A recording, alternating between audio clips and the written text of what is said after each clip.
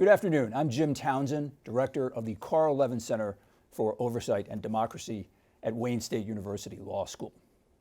To celebrate Black History Month, the Levin Center invited Congressman Glenn Ivey of Maryland to have a conversation with us about his service to the American people and to the people of Maryland, but also his experience as an African-American leader in our country.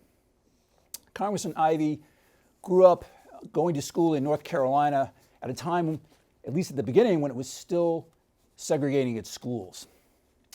And yet his mother, who was an educator, was one of the very first people to desegregate the schools that she worked in. And his father worked to help people in North Carolina find jobs and get job training. So it's in that context that we wanted to talk with Congressman Ivey about his journey as an African American in this country and the work he has done to serve the people of Maryland and the people of the United States. Congressman Ivey has had really an illustrious career in public service and in the law.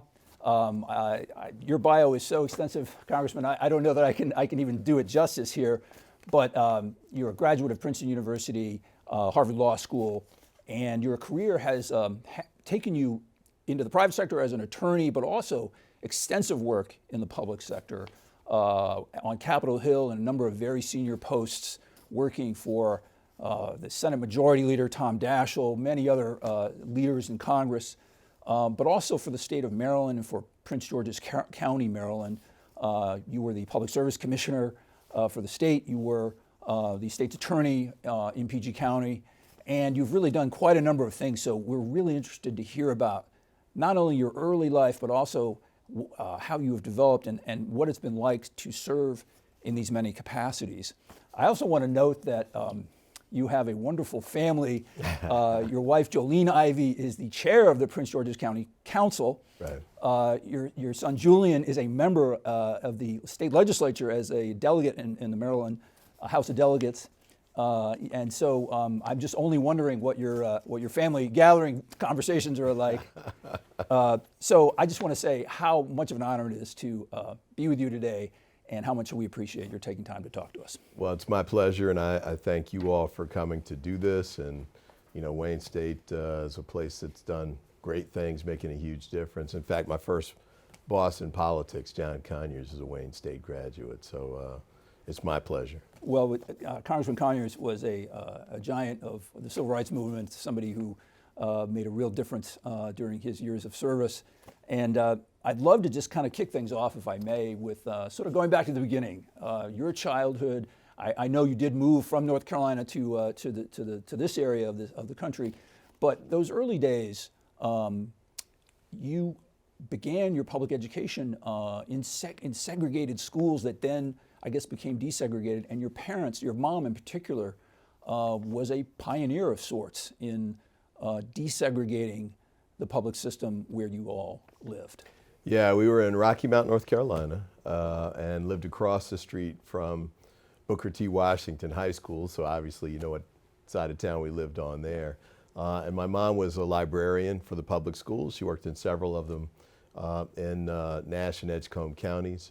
My father was actually a brick mason originally, as his father was, and built our first house across the street from the gym. And then he had come out of the military, used the GI Bill to get his college degree, and then went to work for Manpower, which is part of the Great Societies program under LBJ. But yeah, my mom helped to desegregate the schools. It was a real big transition, but I thought fairly smoothly done. I thought the school system there did a good job with it. We moved actually up to Northern Virginia, a town called Dale City, near Potomac Mills now. Mm-hmm. But you know, it was an interesting era, and watching desegregation happen while you're watching the civil rights movement on TV, Martin Luther King's leading the marchers and the like, and you can see the impact of what's happening on television in your life almost in real time was pretty impressive. And we moved the year, though, of the assassinations. Dr. King was assassinated, Bobby Kennedy was assassinated a few months later, and just coincidentally, we ended up moving up to the DC area just after the riots had taken place. So it was a tumultuous time in a lot of ways, but it I was very blessed the way things had gone for me through that time period. Talk about a little bit, if you would, the example that your parents had in public service and how that inspired you. You saw them obviously break barriers and provide support and service to people to allow them to improve their lives. What kind of influence did that have on you growing up? You know, it's interesting because I hadn't really thought about it in that way at the time. I mean, you know, mom's going to work, you know, she's going to drop you at school on the way. The civil rights movement, though, was obviously iconic and historic, and you know, you knew at the time that it was a very big deal, and the difference that it was making. I was only 7, I guess, when Dr. King was assassinated, but I knew that was a big deal because it was the first time I'd seen my mother cry, and you know, King was almost a godlike figure at that point. Right.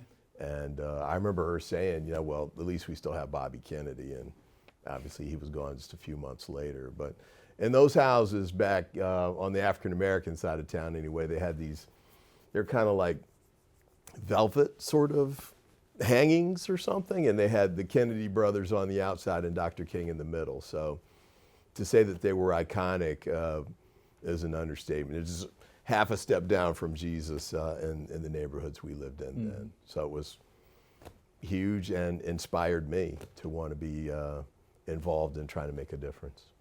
So you went to Princeton, to college, and then to Harvard Law School.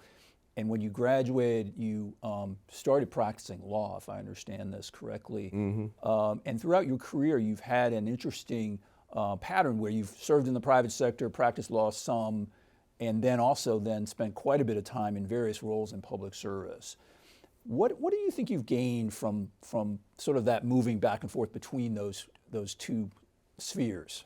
Yeah, it's interesting because it's pejoratively referred to as the revolving door. But the upside is that, you know, I have a lot of colleagues who've been on either side and never experienced what the other side is thinking or doing or why they're doing it. And so certainly from a government standpoint, I think you're really missing a lot if you've never worked in the private sector and you're doing things in the work that you're doing that has an impact on the economy and their work. Because, you know, a lot of times, especially in Democratic circles, we tend to, you know, look kind of down on people in the private sector. You know, they're greedy, they're out for themselves, and that sort of thing. And some of them are, clearly, although that's true in the public sector as well. But frequently they're just doing things, they have different motivations and incentives, but they're not bad people and they're not trying to do bad things. And so when you can get the public and the private sectors to work together, I think it really is more beneficial to the public. Those types of partnerships can be enormously effective and make a huge difference for the community. That makes a lot of sense to me. I mean, during the course of my career, I've been in and out of the private sector and public sector, and it seems to me that while there are stark differences between the two, they aren't as different as people imagine them to be. Again, people have the incentives. Your environment, you know, has a real impact on how you behave. But in many ways, there are things that the private sector certainly has to teach the public sector, but not entirely. You know, the missions are different, and so we're going to see. We've got a new administration that is obviously very oriented on toward bringing private sector values and private sector approaches to the public sector, and we'll see how that will play out in the months and years ahead. Yeah, I mean, I think you need balance. There's an old saying, I think it's government without business is tyranny, but business without government is piracy. I think you want to try and find a way to bring both because they act as sort of checks and balances on each other, and I think it's part of what's made the United States so successful as a nation. So you've engaged in a lot of different oversight work, both as a staff member in Congress, as a member of Congress, but also in your various roles on the public service, as you were public service commissioner.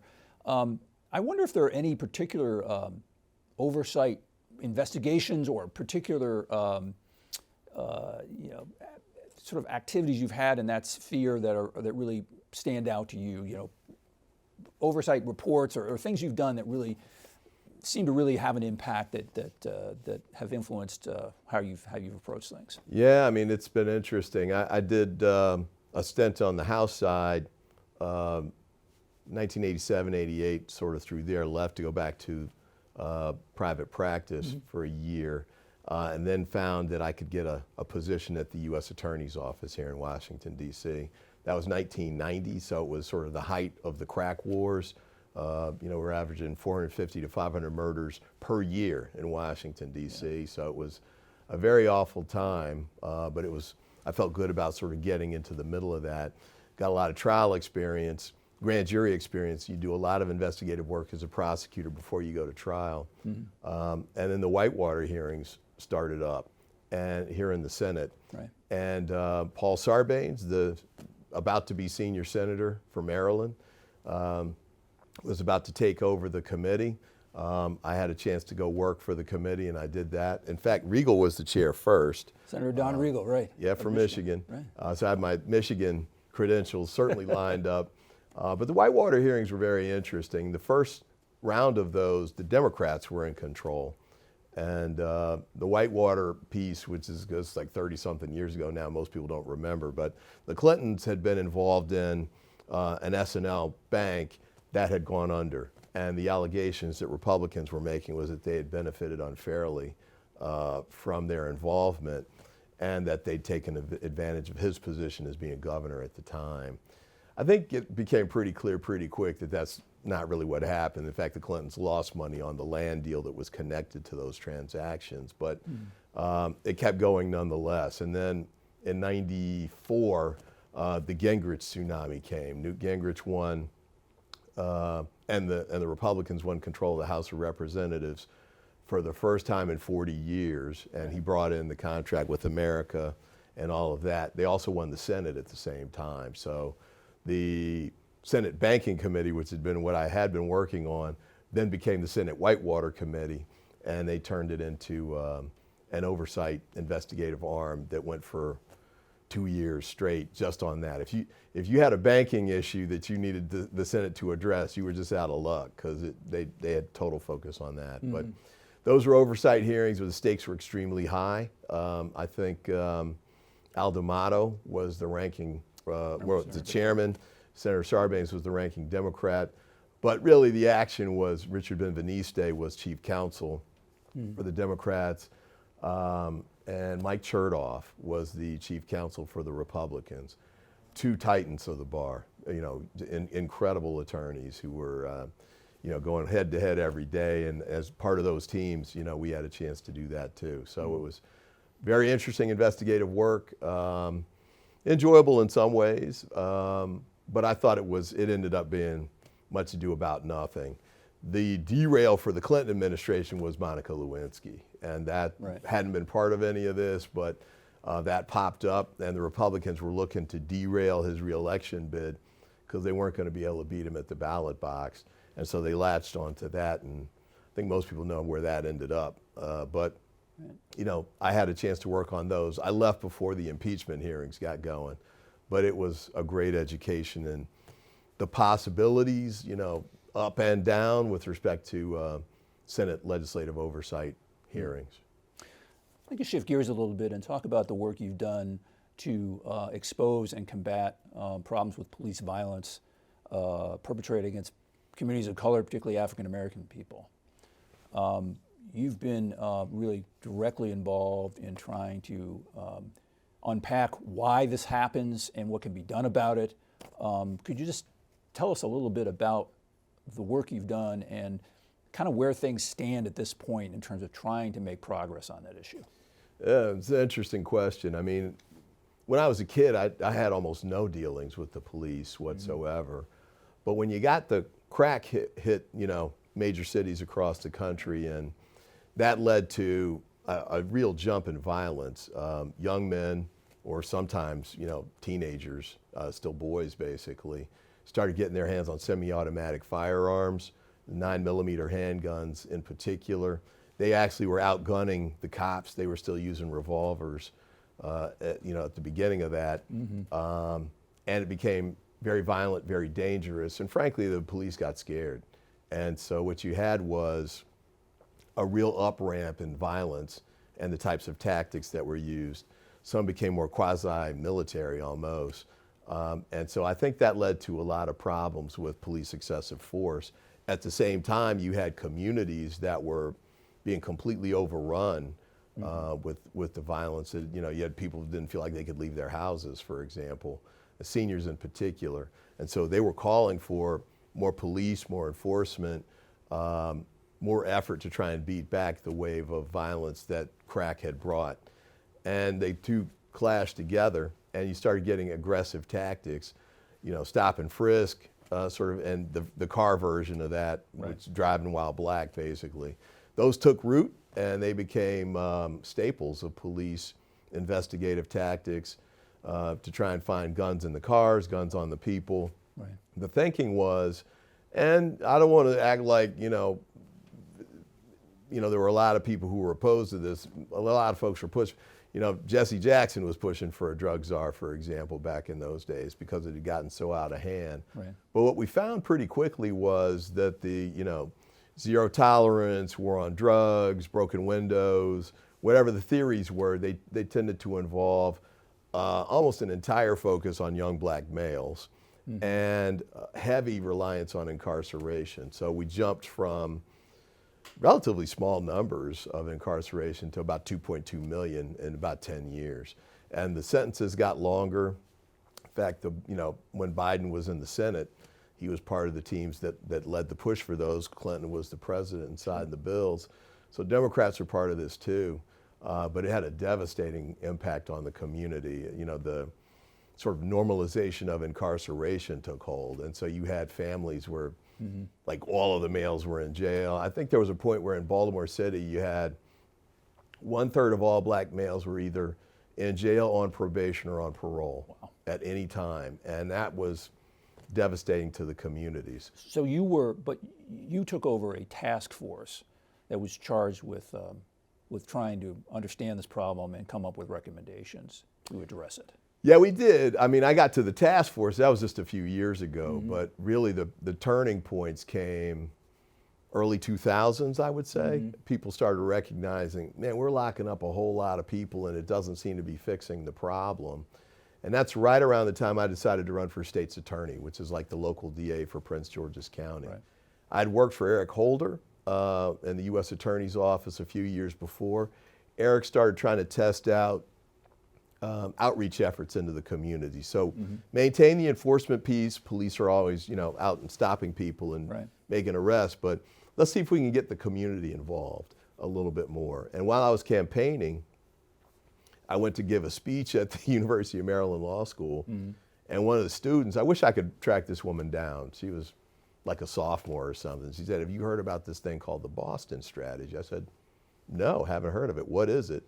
And she said, "Yeah, it's reliance on enforcement, but you try intervention and prevention efforts too. Partner the two together, and it led to this big drop in Boston." So I was like, that makes sense to me. So I started running on that and campaigned on it and won on that in part. The Boston Strategy coupled with actual police accountability, prosecuting cops who had used excessive force. My predecessor had tried to do it but hadn't gotten any convictions. I ran on the notion that I could actually get convictions because I'd been a prosecutor before and knew how to do it.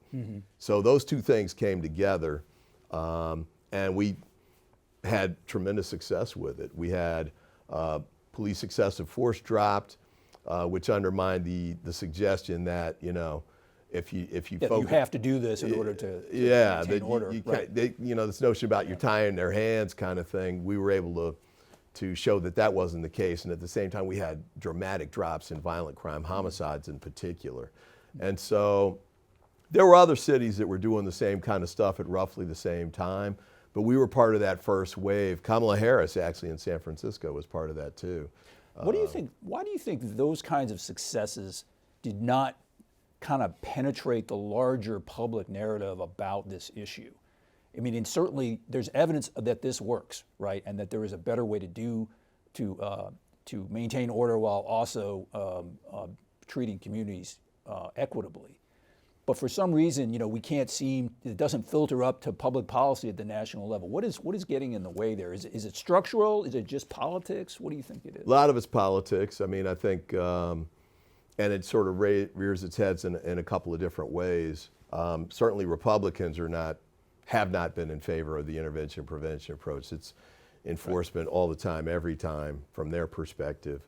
And we've had scenarios where the relaxing enforcement hasn't worked well. I think it's Portland, actually, that had tried to go as far as legalizing certain types of drugs, didn't work, and some cities have had problems too. And the statistics, which can give you some guidance, but it's not dispositive. You're not certain that this led to that. Right. So, if you have an increase in crime in a given year, the cops and the Republicans are going to say, well, it's because we need more cops. If you have a decrease in crime, then Democratic colleagues like mine say it's because we're trying this different approach. But I think it's pretty clear, we've been at this for about 30 years now, that some kind of balance makes sense. We're in the process of another swing back to heavy enforcement. And I don't think that's going to work, and we're going to end up with, we're almost back to the $2.2 million numbers. People, yeah. But hopefully we can balance it out again and find a better way. Same thing with excessive force with the police. I think that's been resolved differently because of videotapes on cameras. Stuff that was not prosecutable really when I was a state's attorney initially. People would take the cop's word over the guy in the street's word because he was a criminal. But now you see the videos and it's like, wow, he really did have his knee on that guy's neck for 10 minutes until he died, even though that was begging for his life. You wouldn't have believed it if you hadn't seen it. Same thing in Tennessee where you had I think they called them the Scorpion Squad or something, and they beat this guy to death, and they said in the paperwork that came out, he was resisting and we had to do it. But when you saw the videos, it was just a straight murder. And that's what they got prosecuted for, and rightly so. I'd love to shift gears a little bit, or quite a bit, and talk about your more recent career now, getting elected to Congress.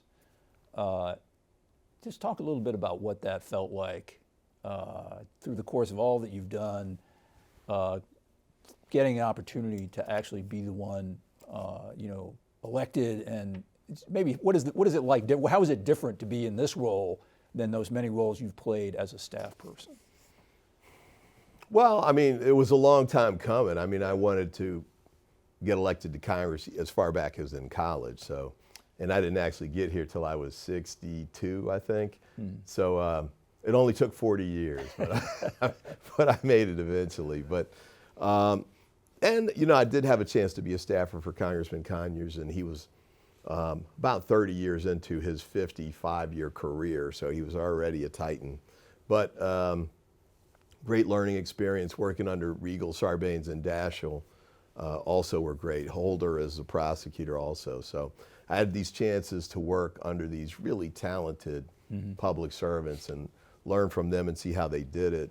And then when I finally got elected to Congress, I brought all of those experiences with me, including private practice. I'd worked at major law firms. I'd worked as a criminal defense lawyer in my own firm, that sort of thing. So you've been able to bring an awful lot to this role that you've prepared almost for a lifetime for, in many ways. Yeah. Now, having said that, one of my classmates is Max Frost. And so I think he was 25 when he first in fact, when he was first elected, he wasn't old enough to serve yet under the age requirement of the Constitution. But he's been phenomenal. He's been doing great. So even though I'm 40 years older, roughly, he's hit the ground running. He's doing great work, too. Well, in your first couple of years, you were appointed to a couple of subcommittees where you really had, there was an oversight charge to those subcommittees on judiciary.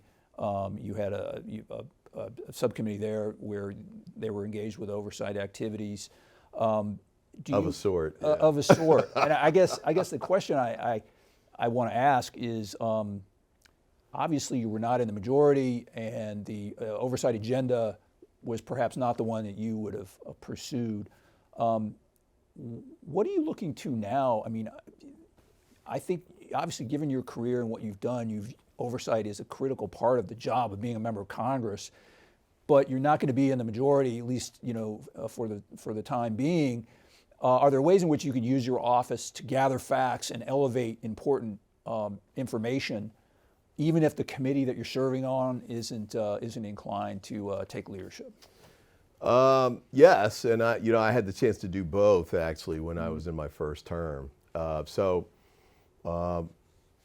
When now President Trump was in Butler, Pennsylvania, somebody took a shot at him, almost killed him, nicked his ear.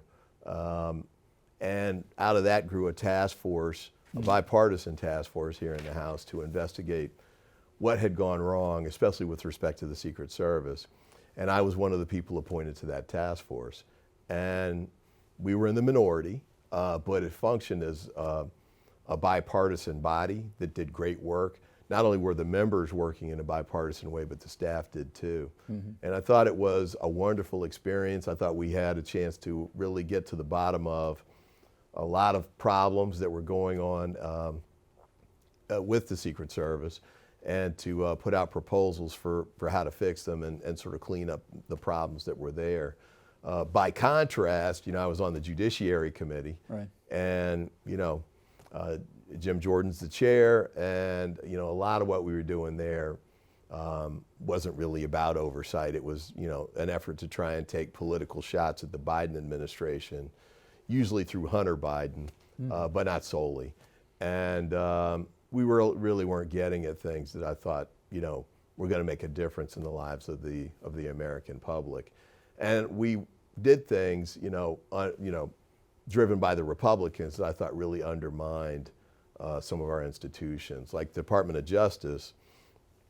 In order to try and make their case against Biden and his family members, they would bring in line prosecutors. So instead of bringing the Attorney General and the most senior policy people, right. They were bringing in those like civil servants just doing their job on a day-to-day basis. And in the old days, I hate to say it like that, but you didn't do that. Right. You let the career public officials, the career prosecutors, lawyers, public servants, let them do their thing, because the assumption was they weren't trying to be political in what they were doing. And if they had made mistakes, it was up to the political people above them to fix those. Right. But we sort of threw that norm out the window.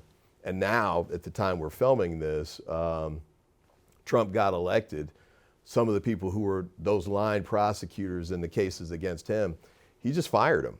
And that is a new scary place to be from the standpoint of how prosecutors, especially federal prosecutors, should work. I mean, the Department of Justice really has awesome power. And the idea has been, for many decades now, certainly since the Watergate era, to make sure that they use it in the right way. And if they don't, we put corrections in place.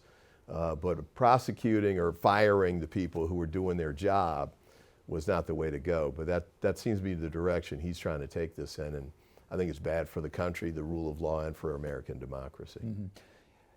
Well, certainly, those of us at the Levin Center, we're generally champions of Congress's ability and right to compel information, to delve into anything for which legislation can be enacted. But some of the activity that we've been seeing is getting into some new territory in terms of the way in which the legislative branch starts to begin to participate in some ways in things that have been the executive branch's prerogative, prosecutions, things like that are a concern. You've been on both sides of this. You've obviously been somebody conducting oversight as a member of Congress and as a staff member, but also you've worked on the other side as a prosecutor. And it seems like these are, as you say, they've been separate, but we're not sure where this is all going. Yeah, it's problematic. I mean, there were some scenarios where, I was making an appeal to my Republican colleagues because they're in the majority, right. They can always just vote anything out that they want to vote out, right. Subpoenas being among those. But, one of the things I was trying to say to them was, think of the institution. You're voting out subpoenas that if they challenge these in court, we're going to lose, we being the House of Representatives. Right. Think about the institutional impact. Do we really want to put our reputation, our prestige, and our power in place, at risk over, Right. political investigations, essentially. The answer, unfortunately, was yes, and we did it multiple times, but I'm hoping that we can steer away from that. Now that the Republicans control the House, the Senate, and the White House, I'm sure that they're not going to be going after the Trump administration the same way they went after the Biden administration, even though the way Trump's gotten off to the races here is calls, I think, for oversight from every sector possible. So that's a good segue. I mean, I think the institutional power of Congress, its role in checks and balances, is a nice segue to your new role on appropriations. So, there was a time when the Appropriations Committee did extensive oversight as part of the budget cycle, as part of its responsibility. There was a significant staff that was tasked with laying the foundation for doing a lot of oversight in every subcommittee, as well as the full committee. That has not been happening in recent years to nearly the extent as far as we know. What is your expectation? I mean, when Congress is wielding the power of the purse, that's when its power is sort of at its zenith, and ought to be a time when it can insist on getting good information from the executive branch. Sort of flex its muscle and say, look, we want this information. We want to understand what's really going on. Do you see any sign that might be something happening or not in the next couple of years? I mean, I can't say that I do, and I don't want to be overly partisan here, because Democrats, when we're in the majority in the House, Senate, and the White House, we don't go after our guy in the White House either particularly, Right. although Trump's really pushing the envelope in pretty dramatic ways here and unnecessary ways. Now, just a quick example. Sure. Over the weekend, he rolled back protection for people who used to work for him. Mike Pompeo. I'm not a big Pompeo fan, to say the least, but he acted on behalf of the Trump administration, became a target for assassination threats from Iran, and taking away credible assassination threats, taking away his security detail is scary. But that's what he did. He did it for Bolton, he did it for Fauci, and it just kind of doesn't make a lot of sense. And then, some of the other ones, the firing of the inspectors general, which is the oversight arm in the executive branch that was put there post-Watergate in order to try and make sure we didn't have the same types of waste, fraud, and abuse, and frankly criminal conduct that came out of the Nixon administration. He fired all of them at once, and violated a law that Congress had put in place not that long ago, saying that if you fire an IG, you have to give written reasons for why, and you got to give Congress 30 days notice so we can review it. Ignored both of those and just fired 18 of them. So I don't know. It's not looking good at the moment, but hopefully we can get back to that. As far as appropriations being an avenue for investigative efforts, maybe, but the way things have started going in recent times, I would say, with respect to appropriations, we've moved away from individual appropriations bills to these, omnibus or CR kind of vehicles. Right. So that's part of what's undermined sort of that function overall is appropriations. It's still happening, but it's happening in a way that was not traditional. Right. Yeah, and it disconnects the funding from the oversight hearings in some ways. The other part of that, too, I think has kind of been the movement towards these select committees, special committees, and the like. I mean, when Watergate was done, it was kind of a rare thing. In the last Congress, they did like 5 of them or something like that. Right. And a lot of them were silly. The weaponization of, like that kind of thing didn't make any sense. But the assassination task force did, or attempted assassination task force did. So sometimes they did it right, sometimes they didn't. I'm hoping that we move back towards the doing it right approach that they exhibited in the last Congress. Well, that's what we try to promote at the Levin Center, is doing it right and really tapping into some of these values I think you're suggesting. This idea of being conscious of the institution, of reciprocity, of the notion that you aren't always going to be in the majority, that your president isn't always going to be in the White House, and really that oversight shouldn't be this going after our guy or their guy. It really should be about making sure government is working. Yeah. And that brings me sort of to the next thing I wanted to ask you, which is there's a great deal of focus with the new administration now, at least rhetorically, around government efficiency. And we have some very high-profile people who are being charged with trying to make the government more efficient. Maybe not immediately, but do you see a pathway in some way or another to open up this conversation about whether the government is working or not? And I'd really like to bring this back to, to why we're here to talk, really. The Black community, the African American community, how does it experience this? I mean, government is not working for people often enough. In many cases, it needs to work better. Do you think there can be a role for trying to seize this sort of focus on efficiency, but also look at whether we're getting what we need from government, and if we're not, what can we do about it? Well, I mean, I think the DOGE thing, the government efficiency initiative,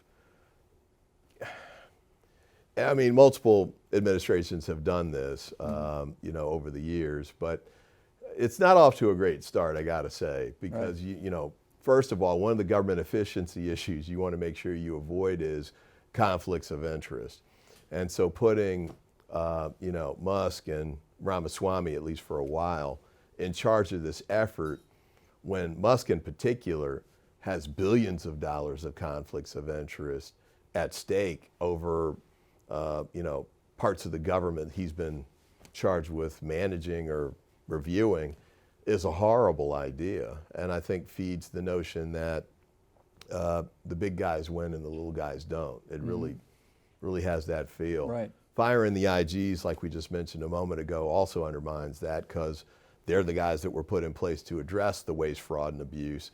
And if you take them away, you do kind of end up with a fox guarding the hen house kind of scenario there too. And oversight's a partnership, right? I mean, the IGs are supposed to be partners with Congress to uncover waste, fraud, and abuse problems and bring them to light to give Congress tools to respond. In part, and also if there's criminal conduct, to make referrals Absolutely. to the Department of Justice.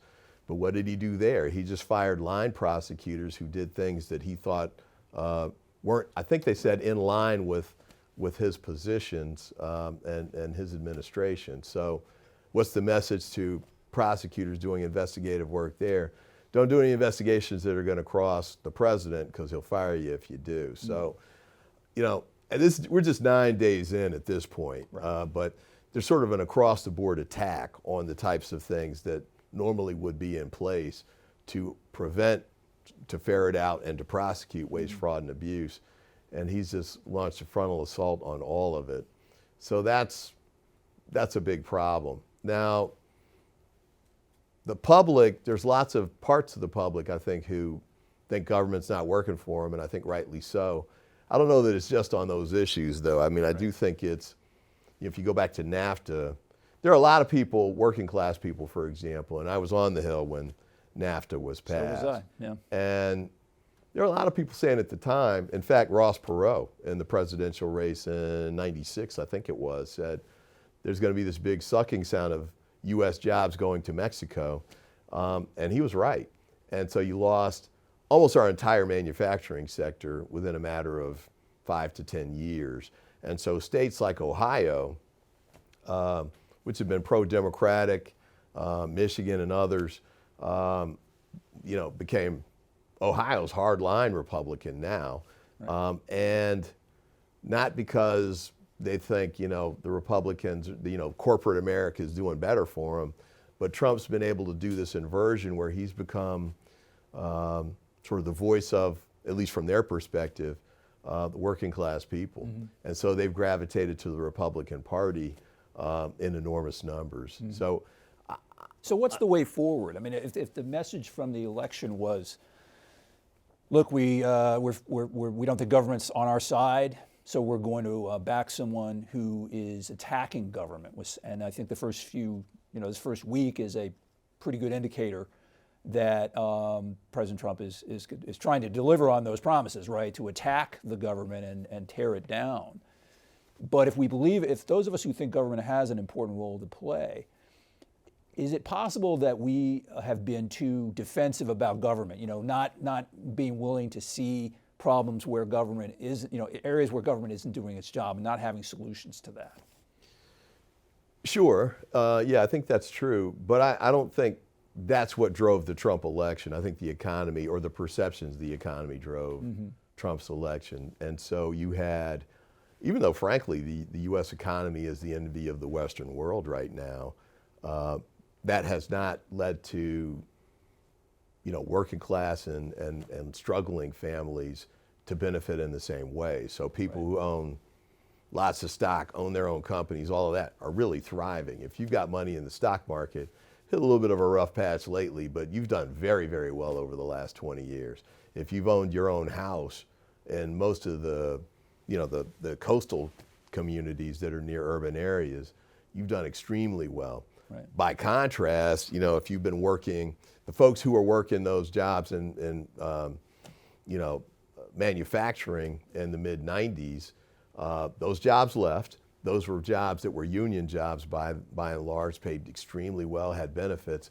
All of those left. The promises of retraining never happened. The 55-year-olds, even the ones that went back to school, didn't get the jobs because they went to the 20 and 25-year-olds who now knew how to use the computers that were on the rise. So, but isn't that our problem? I mean, the remedies that those of us who believe government can make a difference in some important places have not delivered. Job training, for example, affordable housing. There's a school of thought that suggests that it's government regulations and government itself that gets in the way of building the supply of affordable housing we need, of housing that we need to make it affordable. So we seem to have kind of a problem where government has lost its ability to really solve these problems. So even if a Trump administration doesn't really deliver, and who knows what will happen, of course, but let's say the Trump administration doesn't bring down prices, or there's a lot of talk about the price of eggs right now, right? Sure. If there's not a lot of progress there, what kind of reform agenda would people who are supportive of government have to make government actually, effectively tackle these issues? Well, I mean, I think a couple of things. One is, frankly, I know they're going to say I'm a Biden homer, but I mean, he did all of that stuff. I mean, it hasn't had a chance to roll out completely yet, but more so than any president since LBJ, he's put together a program that has really done a lot to help. Or at least it's been enacted. It seems, I mean, a lot of the focus we train our attention on at the Levin Center is implementation. One of the problems is that we tend to pass things, and then the actual implementation is where a lot of problems start to arise, and the public is really not paying attention to the passage of that.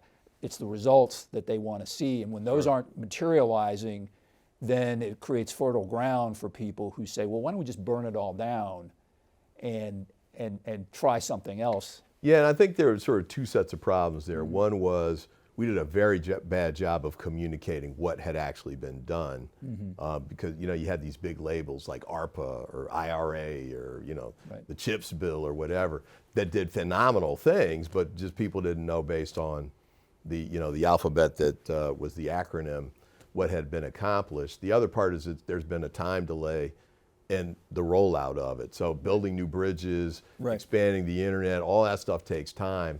And I don't think the public saw that at the time and connected it. And Trump was pretty effective in saying, prices are too high, it's his fault, pick me and I'll put you back in. Even though the economy was way better under Biden than it had been, especially at the end of the Trump era. So we'll see what happens. He's made these promises now about bringing down inflation and, gas prices, grocery prices, and as we both know, presidents have very little control over that. But he's made these big promises, as most presidents have over the years. The public buys into those. When the delivery doesn't come through in the way that they were expecting, they tend to swing back the other way. So the last time that you had the Republicans controlling the House, the Senate, and the White House, 4 years later you had Barack Obama, and then Democratic control of the Senate and the House. Then we got hammered in the midterm right after that. So we're going to keep having these pendulum swings, I think. But at the end of the day, I'm hoping that we can get to a point where the actual delivery of what these folks, especially in the working class, are looking for. I think both parties now have a sense of we need to do something to directly address them. And hopefully we can find a way to get there. I got to say, though, the initial days here of the Trump administration haven't focused at all on any of that. Buying Greenland, renaming the Gulf of Mexico, firing these federal government workers, DOGE and woke and all that. None of that has any impact on the things that they're worried about. They want jobs. They want training to help them get jobs. They want to be able to send their kids to college if possible. They want to keep the roof over their heads. All those things, and he hasn't touched on any of that yet. So we'll see. So I wanted to get a sense from you, because you're somebody who has worked not only at the federal level, but at the state level and at the county level. Or as state's attorney, for PG County, a lot of things are happening at the state level in various states, and some folks are looking at the next several years as a as a reason to look at what states are doing to try to address these issues that are not getting addressed at the federal level. What are you seeing in Maryland, or what are you seeing sort of in the environment that you represent in terms of desire to try to take some leadership at the local or state level to go after these issues, hopefully get some help from the federal government, but hopefully at least not have the federal government get in the way? But where do you see the states playing a role in this? I mean, Maryland is, maybe one of the most liberal states in the country. So even when the Democrats controlled the House, the Senate, and the White House, Maryland is to the left of that and doing other things. Now, to our credit, the country's ended up finding itself where we've been. Gay marriage, for example. When I was in the Senate, what was that? DOMA, Defense of Marriage Act, was passed. This is in the 90s, and Don't Ask, Don't Tell, and all that stuff that we're sort of embarrassed to talk about today. That was sort of cutting edge, but in Maryland, it was like, you know what? What's wrong with gay marriage? They're not bothering anybody, so let's let it happen. So Maryland was one of the first states that moved that through. Eliminating the death penalty was another one.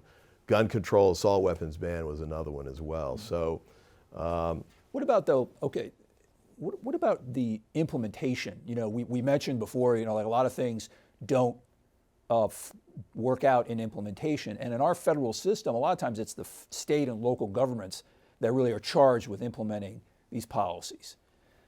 Do you think there's an opportunity, and you've got a family member who's serving in the House of Delegates in Maryland, to try to pioneer or pilot some things, ways to approach government, to try to solve some of these problems of making implementation work, making government actually listen to the people it's trying to serve better? Do you think the states can do that, and is that something that you think might help us enable people to believe in government again at some point, or feel a greater sense of support for these institutions? Yeah, I think by and large people have not lost faith in certainly local governments. Now there's a lot of the bleed over into that's come from the federal national efforts, like these school board takeover efforts. I think have been really damaging. But at the end of the day, you got to educate your kids. Right? Gotta educate your kids. And so it's sort of like there's some people devote so much attention to sort of fighting those, social media driven battles. But at the end of the day, we want to make sure our kids are educated. We want to make sure, our water is safe to drink. These basic services that are delivered really more at the state and local level. Maybe there's something to learn from them, and maybe some of that can translate up to the federal level. I think so, and to some extent, some of those efforts have been beaten back, especially at the school board level. Now, having said that, there's a lot of work that states and local governments have to do with respect to public schools. They've been struggling for decades now, especially in urban communities. There's a lot of room for improvement there, and a need to try new things that we've been reluctant to do, I think. But I think there's a chance for the feds, the state governments and local governments. Ideally, we should all be working together. It's just like in football, the defense, the special teams, and the offense. When they all work together, that's when you get championship Complementary teams. football. Complementary football. Government. I think we have possibly government. coined a term in this very conversation. I've never heard complementary government. Wow. There you go. Well, the Commanders had a good run, so football's on my mind right now. But yeah, they ran right through need. Detroit. On those of us at that's the Levin Center feel a little, but it was a great run for both teams. Yeah. I want to just shift the gears a little bit and go back to talking about oversight, but focus it on civil rights. In sort of the age of the civil rights movement in the 60s, congressional oversight was really not a big part of that effort, mainly because of the way Congress was composed in those years, dominated by Southern Democrats in those days, who were not interested in holding hearings about what was going on, what was happening in the Jim Crow era. But so obviously over the many years where we have seen progress in civil rights, oversight has played a role and can play a role in the future. Not thinking about kind of the next couple of years, but do you see a role for using oversight in Congress to make sure that we're not going backwards and hopefully going forward when it comes to ensuring everybody has equal protection under the law? I don't know. I think it's been politicized a lot, and right now we're in a place where there doesn't seem to be a real consensus on what would be going forward, or what would be a more equitable society and the like. And sort of part of what's pulling people in different directions seems to be some of the political stuff we were just talking about a minute ago, because it's really turned into not just a dispute about I want a better job or better wages or something. It's turned into this whole kind of social dynamic too. When I was a kid, as a mixed marriage was like somebody white married somebody black or something like that. Now it's like red versus blue kind of thing. We got interracial marriages all over the place, but I'll call it interpolitical marriage. People break up over stuff like that now, and people are moving away from different communities because of it. Mm-hmm. So I don't know how we turn this around. It seems to be getting worse instead of better, but hopefully that's something where we can get certainly a workable middle, where people can come together and sort of think these things through. Even if they don't think alike, at least they can think together and try and find mutual solutions and common ground. But we're not there right now. You mentioned the task force you worked on following the assassination attempt. I mean, there was a case where you had people with very different perspectives on many, many things still coming together to focus on a specific issue, gather facts, and do a credible job in conducting oversight. It seems harder when we shift the focus to things that have a more, obviously nobody wants to see assassinations occur, but when it comes to other kinds of issues, it's harder to bring people together. But it's not impossible. I think that's what we drive toward, which is, and the Levin Center, we work with people around the country, state legislatures as well as folks in Congress. And a lot of times, there's tremendous division, but you also see people working together on bread and butter issues that where they're asking the question, what do we not know that if we did know, if we did do good investigation, good oversight, we could make some progress? And we don't have to agree, but we do have to have good faith in terms of the facts. And I think that's one of the challenges, is it's hard to find good faith these days. Yeah, and certainly at the federal level, there are very strong forces pulling people apart. This stuff where people make their names and their reputations on the internet now by doing extreme things, saying extreme things, I think militates against people coming together in the middle and certainly elevating. The way to be a star in Congress right now is not to be working quietly behind the scenes. It's to be saying crazy things out in public. Matt Gaetz, we had an exchange about, he had a bill to, I think it was to abolish the FBI.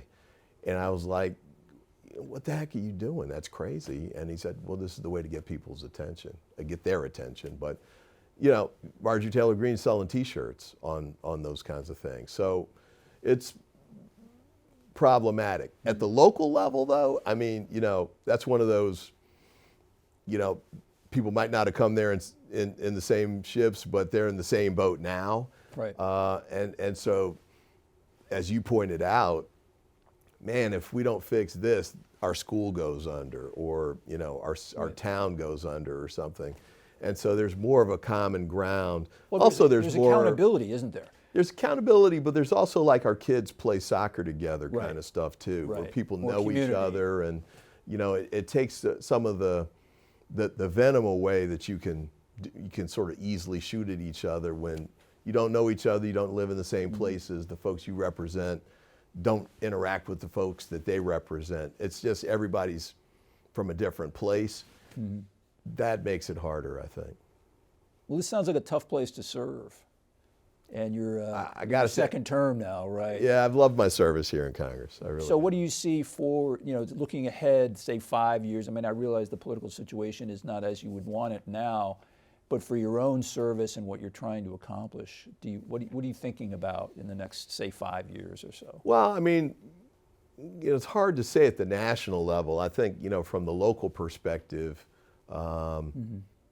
well, I'll say it this way. There are different ways to be a member of Congress. One is to be sort of legislator that focuses on passing big bills, which is increasingly tricky. Another is to be just total homer, the whole home style thing, and focus on your district. Another is to be sort of a public figure along the lines of what I was talking about a minute ago.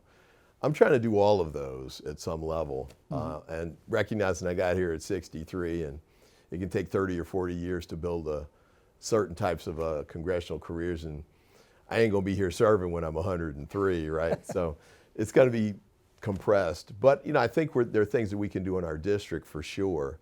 We've got a lot of growth from the standpoint of high tech in the community, in part based on government entities that are there, like NASA. I think we can build on that and be a steward to help shepherd that forward in a way that helps to bring in more businesses and develops public-private partnerships that can really thrive. I think there's also efforts that you can use the office as a platform to say, for example, when crime goes back up, as a former prosecutor, I've got a platform as a member of Congress that I can use to speak to that issue. Certainly locally, we do it nationally too, but in the local context, it's something I can speak about with credibility. So you can do all of those things, and then just helping the next generation, whether that's young people that want to serve in Congress, or they're going to schools in the district and they want to do something different but don't know how to get there. We're in a position where we can really help out a lot with those sorts of things, and so I try and take advantage of that whenever possible. I've also got, I'm going to be lead sponsor on the George Floyd criminal justice bill this year too, so that'd be a big piece of legislation. Talk a little bit about what that bill does and what why you're so passionate about it. Well, it does some of the things we were just talking about, trying to address police excessive force. As the name suggests, it grew out of the murder of George Floyd at the hands of a police officer who pinned him down to the ground by putting his knee on his neck for 10 minutes until he died. So trying to address that sort of excessive force issue, but there are broader criminal justice issues that we can touch base with too. And I'm hoping that my background as a prosecutor and as a criminal defense lawyer, because I did both of those things, and my political experience can help us build some sort of, workable majority that can get a bill like that passed. Might not happen, we'll have to see, but we want to work at it and see if we can move it in the right direction, because at least elements of that bill, I think, benefit the nation as a whole, and I think it makes sense for us to have those sorts of changes put in place to really address some of the problems and the limits we have with the criminal justice system, but also make sure we have enforcement in place to protect people from violent crime. Well, maybe this is a good place to ask you my final question, which is about American democracy and about the way you view the future. Are you optimistic? Are you pessimistic? What are you feeling right now about where we're going and where we might end up, in say, the next 5 years? I think it's hard to say. Yeah. I think the Trump presidency looks different from anything I've seen before. And I'm not going to say he's, a dictator or, some of the comparisons to, evil figures. I'm not there, but he's doing things that are really undermining our democracy, our rule of law, and sort of norms that make sense. Some of the nominees for some of these cabinet level positions are really jaw-dropping, in my view. So I'm not sure what's motivating him, but I think it's pretty clear at this point that he's not going to be a self-control guy. There's going to have to be external constraints, whether that is Republicans, ain't looking like that right now, certainly not House Republicans, but maybe some in the Senate, the courts, although, you've got a Trump majority on the Supreme Court right now, so I'm just not sure that they're going to be a check either. The presidential immunity ruling, Right. and then the reversal of Roe v. Wade, I think, are kind of eye-popping decisions, but, so we'll see. But I think at the end of the day, it rests really in the hands of the American people. And I think people are paying attention in a way. The challenge is that we've got this new issue with misinformation, disinformation, that's sort of propagated by the internet. We've always had it, but it's so explosive and viral now, literally, Right. that it's not like anything we've seen before. And you don't have any trusted voices. We don't have Walter Cronkite around anymore where people can kind of tune in and say, okay, well, Uncle Walter said that, so I guess that's probably right. Now we have people in 1,000 different places, literally, Right. listen to this podcast or, the cable show that they agree with, and in separate echo chambers with no shared sense of common truths or even common visions of where we want to go as a nation. So this is a tricky time, no question about it, and the fate of the United States kind of hangs in the balance. And with that, not to be over dramatic, but the state of the world too. Well, you particularly represent an area where your constituents in many cases are working for the federal government or are touched by the federal government directly. Their communities are, and so a lot of these moves that are happening, your constituents are feeling or will feel very directly very soon. But I think in general, it seems like the way forward, as you said, is with the American people. Ultimately, in a democracy, you can't run away from accountability for results. And what will be the results of what we're seeing now will play a role in 2 years or 4 years or on into the future. So hopefully our democracy will be able to exert its influence on the direction the government is taking. And I hope you're there to play a role, because you bring a tremendous amount to this position that you're in now. It may not be as early in your career as some others, but all those things you've done have really equipped you to make a real difference. So here's hoping that you're going to stay in this game and continue to advocate for your constituents and for all of us. Yeah, it's an honor to be in a position like that. I thank the people of Prince George's County who put me here, and I want to serve as long as I can and keep making a difference. And it's a blessing to be able to participate in the government at this time. It really is. Well, it's an honor to have this conversation with you and to learn from you, Congressman Ivey. And thank you again. And we will keep in touch and look forward to working with you. Thanks so much. Thank you. Appreciate it. Yep. All right.